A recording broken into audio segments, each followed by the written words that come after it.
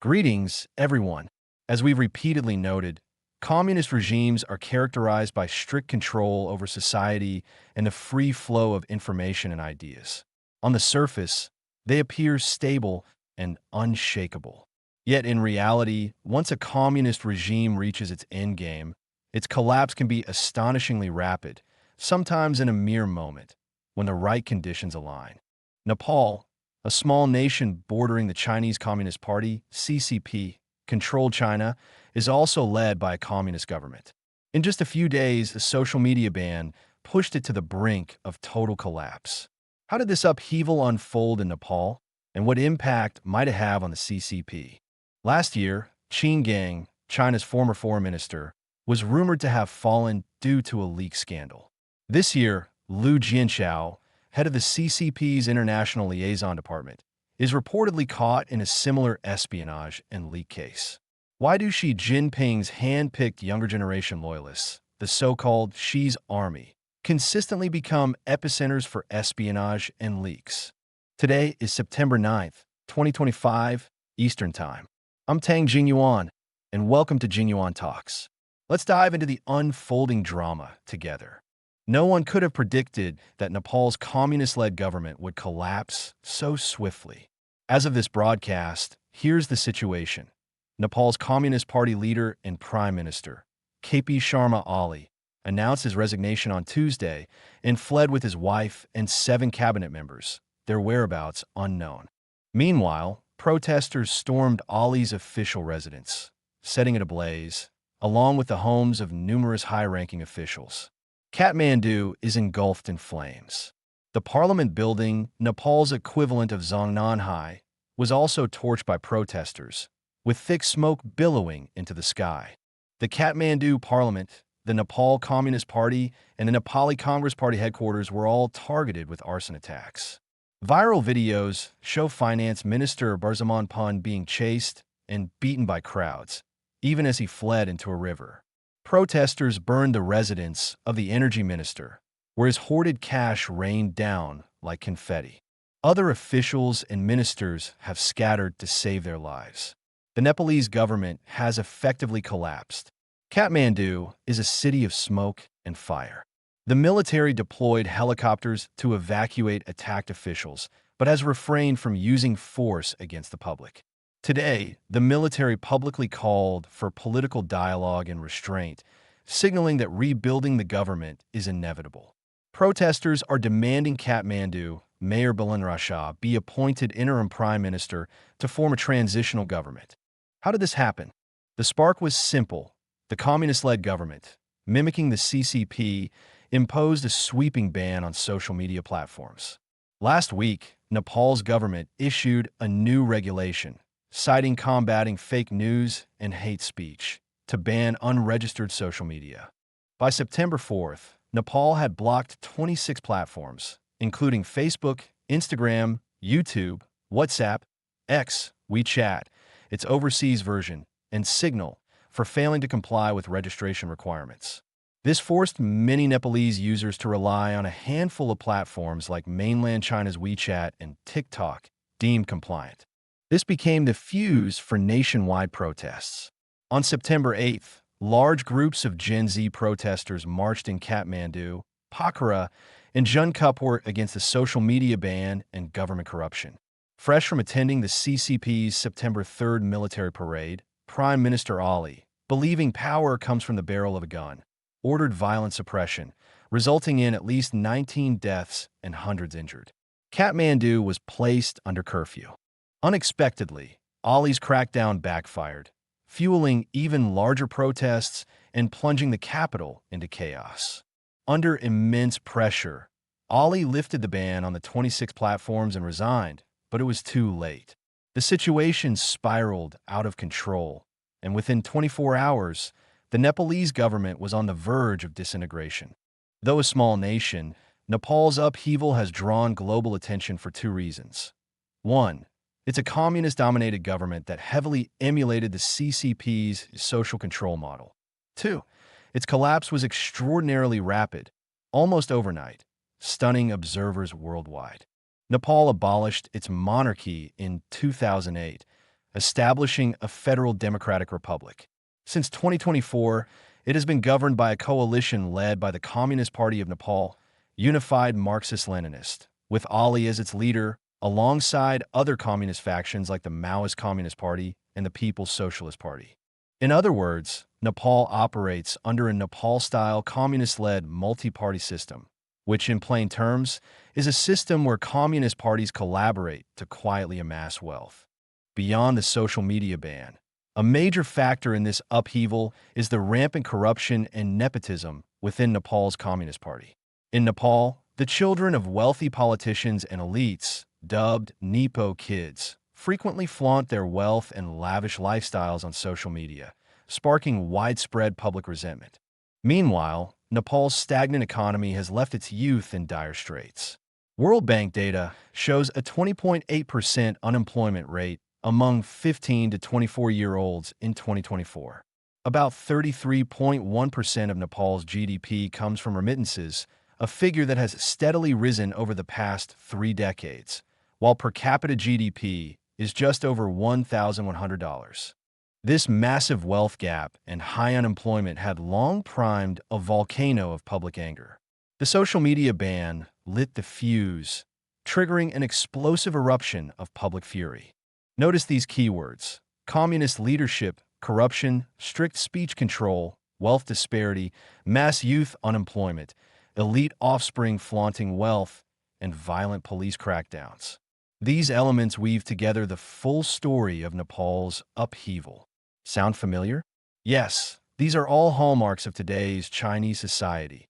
Issues so routine, they've become numbing. This is why Nepal's collapse poses a profound shock to the CCP. Every factor that brought down Nepal's Communist Party exists in China, and on a far larger and more severe scale. So why did Nepal collapse so quickly while the CCP seems to cling to survival? The answer lies in one factor. The CCP controls the military and has a history of massacring protesting citizens. During Nepal's protests, the military remained largely neutral, avoiding violent suppression. As of this broadcast, with chaos escalating, Nepal's military, in coordination with other security forces, has deployed to secure key strategic sites. This is why the CCP cannot achieve even limited separation of powers within the party. The party leader's power stems from control over the military. Without absolute command of the armed forces, implementing any reform to change current policies is nearly impossible. Factions and elite families have spent decades securing their interests, and targeting any of them risks deadly retaliation. When Liu Yuan took down Lieutenant General Gu Junshan, he faced at least 4 assassination attempts. Consider this. If Xi Jinping steps down, his successor, whoever it may be, will face this deadlock. A leader monopolizing military power repeats Xi's model. If military power is separated, the leader cannot act, as their safety is at risk. Thus, Xi's potential downfall raises the question of whether the CCP system can survive. Xi has long been stripped of real power, yet the party keeps him in place, avoiding exposing this. Why? Xi uses the threat, "If you take me down, I'll smash the vase," to negotiate with anti-Xi factions. Meanwhile, some anti-Xi elders are fixated on removing Xi while preserving the Communist Party. Nepal's collapse delivers a stark message to the CCP. Either hold on and await a passive demise, or proactively seek a new path. There is no third option. The have-it-all model, though appealing, has been proven unworkable by Xi countless times. Speaking of Xi, let's turn to Liu Jianchao, a key figure in his Xi's army. Overseas media recently reported that Liu's charges have been confirmed. He's been labeled a CIA spy, implicated in a major leak case. This is intriguing. Qin Gang oversaw state diplomacy, while Liu Jianchao handled party diplomacy, both young stars of Xi's faction. Qin was rumored to be involved in a rocket army leak, reported not by gossip, but by Politico, citing 5 party insiders. So, if Qin was suspected of espionage, it's unsurprising that Liu faces similar charges. Why? The International Liaison Department is an intelligence agency, the CCP's largest in its party system. As a top intelligence figure, Liu's job involves dealing with foreign agencies. In the intelligence world, especially among friendly nations, information exchanges are routine, a core part of the job. What can be shared and what cannot is a murky gray area with no clear line. Thus, Liu's leak charges are entirely plausible. In party politics, if you're unscathed, even real leaks are called normal exchanges. If you fall out of favor, even routine exchanges become leaks. Here's a joke. She promoted Qin Gang, who is charged with leaking. He promoted Liu Jianshao, now accused of espionage. If everyone she promotes turns out to be a spy, is she himself a spy? That's a question mark. Of course, it's a jest, but it reveals a simple truth. If Liu is indeed taken down on these charges, it's a severe political blow to Xi. Next, let's discuss the shocking North Carolina murder case that's gripped America. This incident could spark a nationwide judicial storm, potentially reshaping the U.S. legal landscape forever. The case occurred on a commuter light rail train in Charlotte, North Carolina.